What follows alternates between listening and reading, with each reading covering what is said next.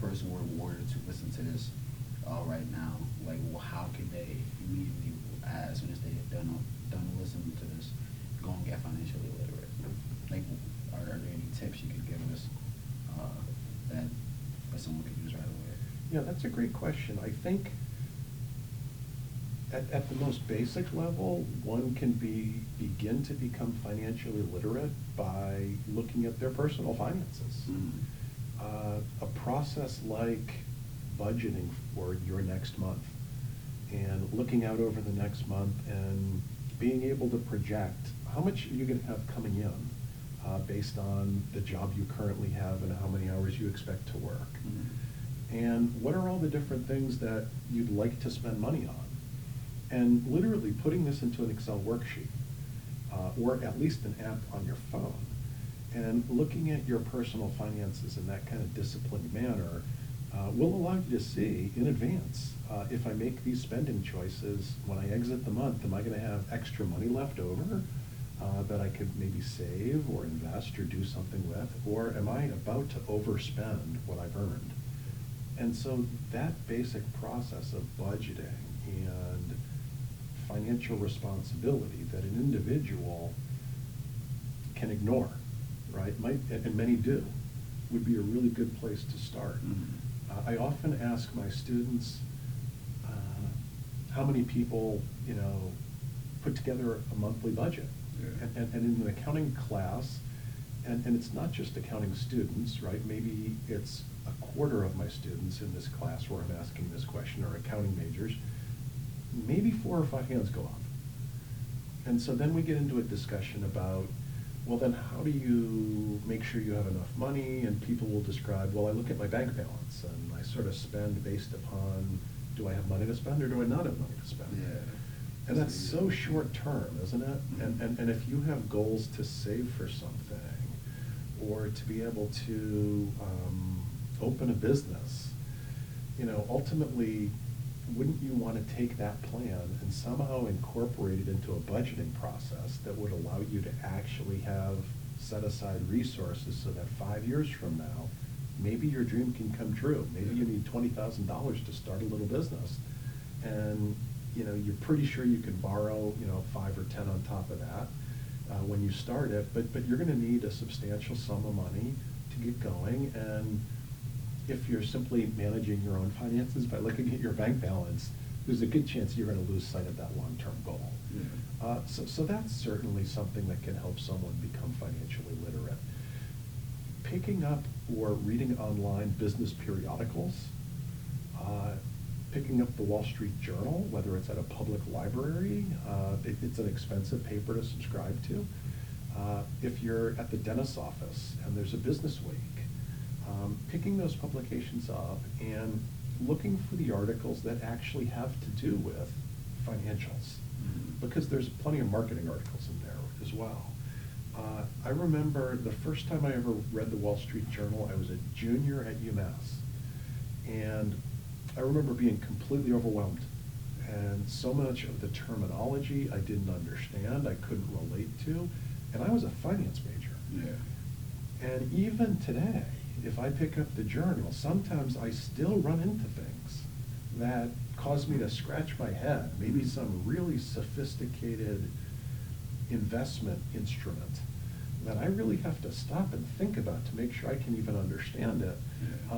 But I have, over the years, just by, again, working and developing financial literacy in the workplace, through managing my own personal finances in the manner I'm describing to you, and I think through good exposure where I asked questions and I researched concepts that I might have bumped into in Business Week or in the Wall Street Journal that I didn't understand, but I wanted to.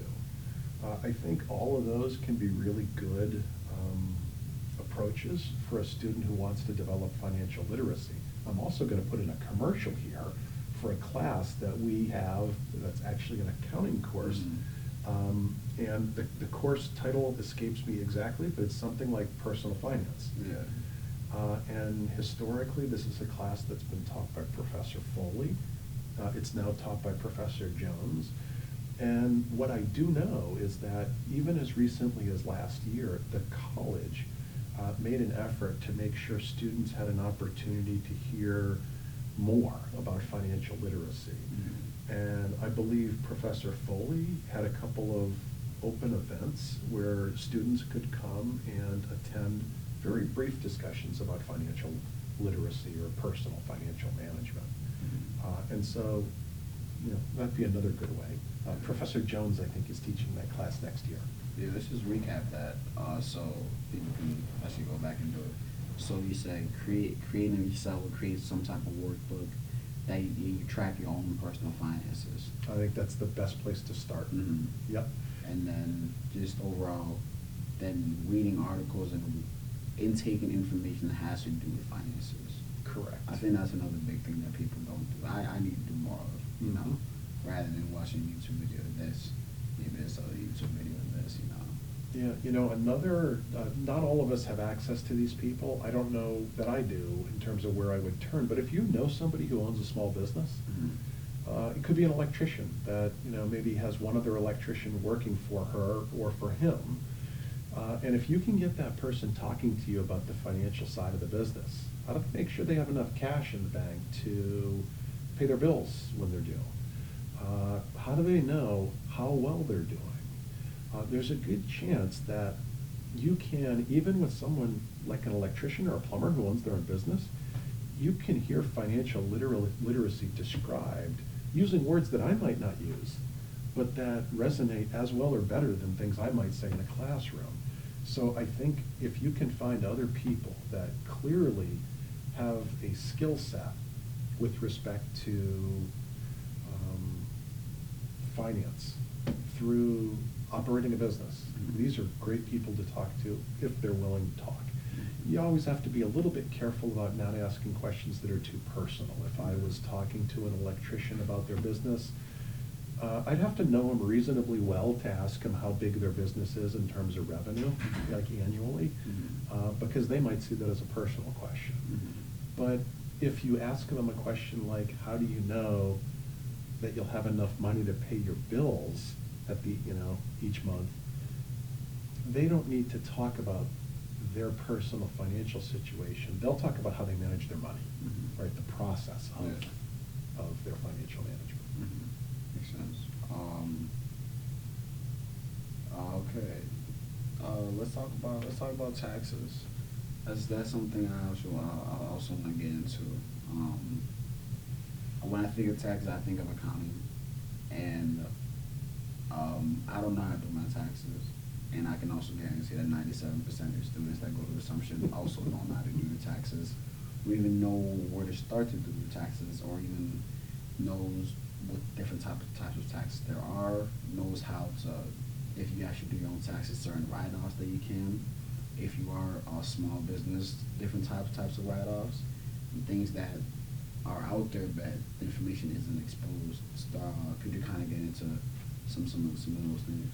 Yeah, at a very elementary level, here again, having someone, if you can find someone who's willing, who works on their own taxes, talk to you about their approach, or maybe even help you work through a return.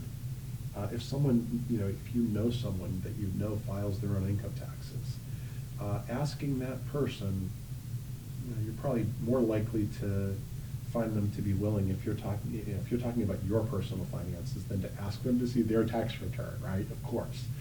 But, if you know someone that works on their taxes themselves, that'd be a great way to do it. I'm fortunate that my father, I think when I was 18 or 19 probably, effectively said, maybe it was even not until I was 20 or 21, he used to file my return for me. And I remember at some point he sat me down and said, well, this year we're doing it together. And I think the next year I did it, but he looked at it. And so having to struggle a little bit, having to do a little bit of research about on a Form 1040, what goes on a particular line. Oh no, now I have to open a Form 1040 PDF file that the IRS has that's 100 pages long. And I have to find some guidance from the IRS. Again, I think we're all eager to do things as quickly as possible, and when that's our goal, often we cheat ourselves of a learning experience. So being willing to, whether it's taxes or anything else you don't understand, try to figure it out, has significant benefit and value, right? Because now you're learning about a problem-solving process, as opposed to just trying to figure out how to do your taxes. So, you know, I think those to me would be the best approaches. Again, I don't know the specific contents of the personal finance class, but I'm guessing there's a chapter on taxation. You can probably, I do my taxes myself, so I don't take them anywhere.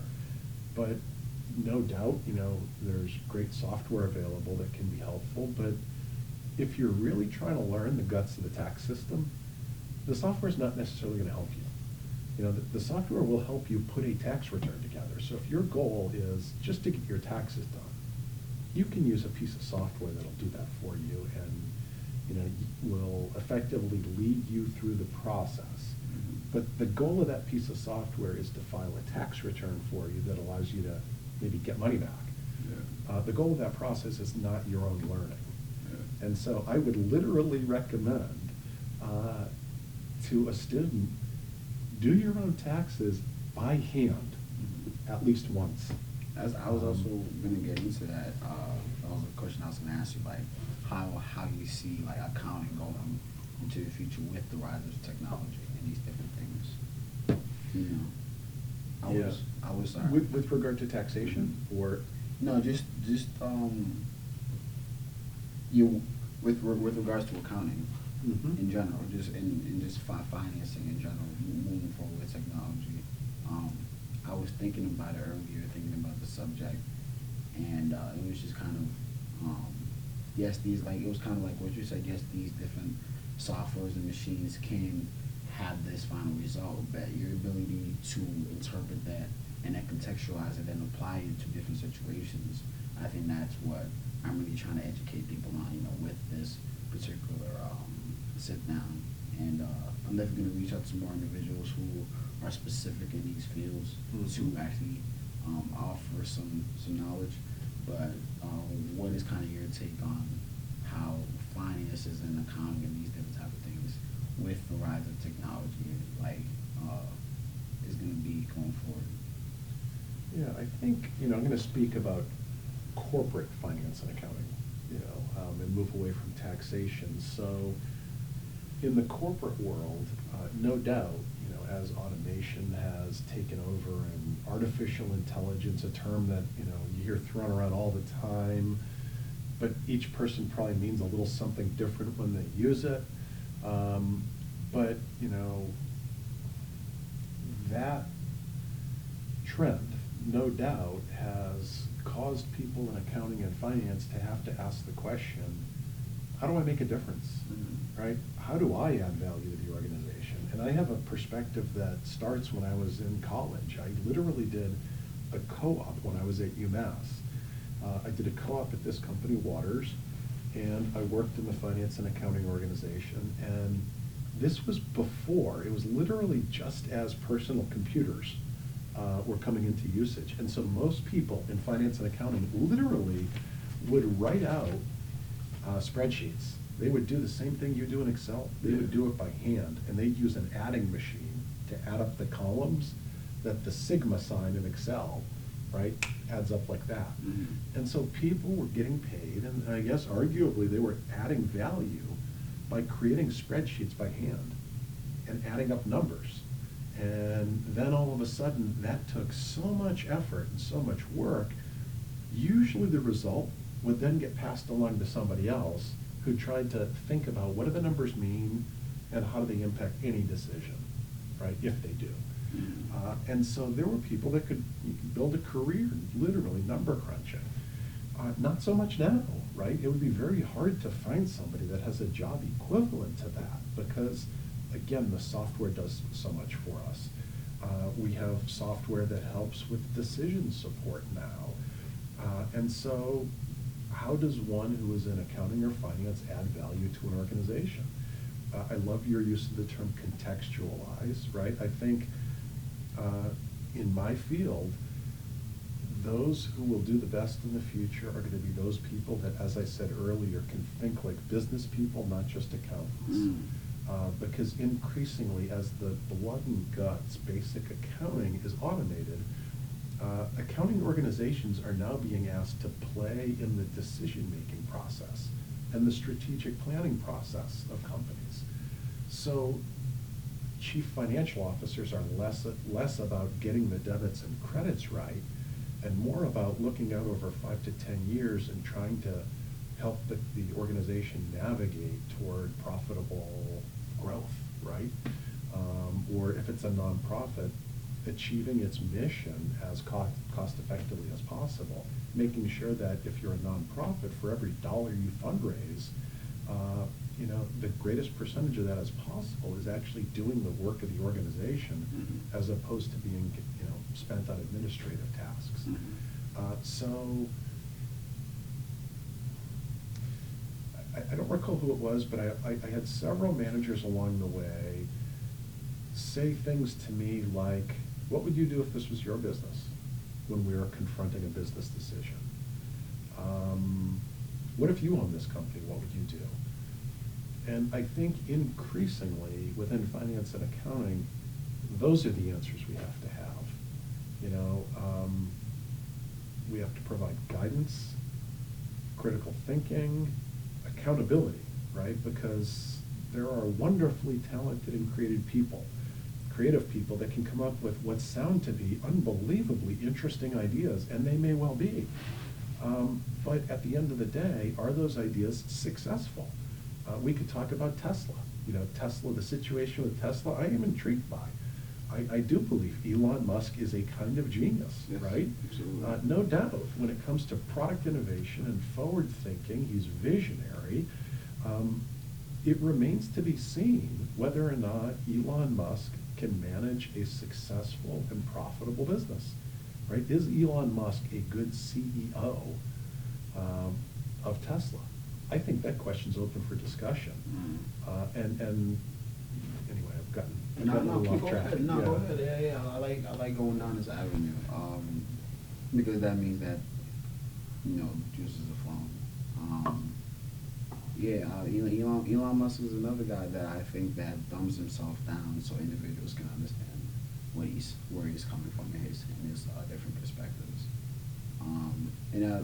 That's definitely a good POV of how, yes, he is successful in being a billionaire and his different thoughts, but actually with the company he is managing, which is Tesla right now, can he be a good CEO, CFO, these different things? It remains to be seen.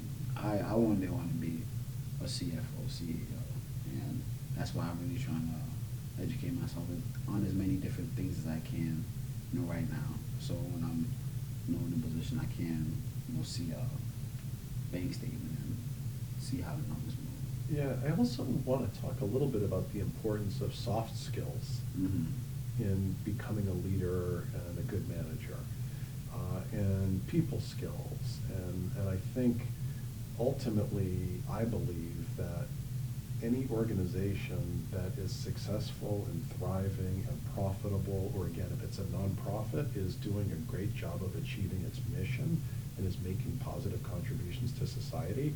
I think wherever you see that taking place, inside those organizations, right, there's been a culture that's been created that's allowed the organization to become what it is.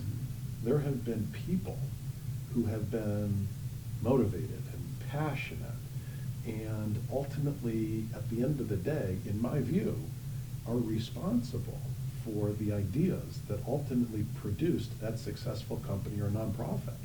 And sometimes you can trace back and figure out who those people were, who were the founders of the company, who had some of the earliest ideas or developed a patent or launched a new product.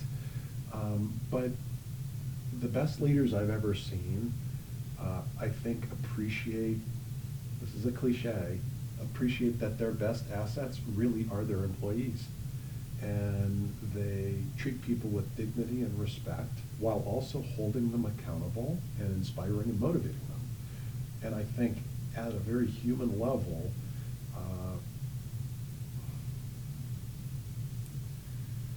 when people interact with one another, there's a feeling that's created, right? There's a vibe there. In an organization, as you have many people interacting with one another, you might call it the corporate culture. I think that notion of producing the right kind of corporate culture and I'll just say that the notion of producing the right kind of corporate culture is very easy to overlook when someone might be looking at career accomplishments like I hit my sales number. I'm trying to hit my sales number and make a bonus. I'm trying to get us to 25% market share. Last year we had 24% market share. Often as our goals become more quantitative and become more financial in nature, we forget about those soft skills and the importance of those as really being, if you think in cause and effect terms, those are the cause of good results, right? And the effect are the results themselves, and the financial performance are more effects. The causes inevitably come back to people and ideas and decisions. If you were trying to create an environment that was successful, even from a financial standpoint, I would argue you have to think seriously about the HR, side of things. Who you're bringing in, what authority you're giving people. Are you exercising too much control or too little control? All of these things will ultimately impact upon the financials. And even from the chair of a CFO, I think really astute CFOs would see themselves as being competent when it comes to the human resource sides of business as well, because that's what makes it all go. I think that's a great way to end it right there. Thank you so much for perspective. Okay, thank you, man. Thank you. I appreciate it. And thank you for watching. If you're listening, thank you for watching. And look out for the next episode. And I'll definitely send you a link when this is all done. That sounds good. All right.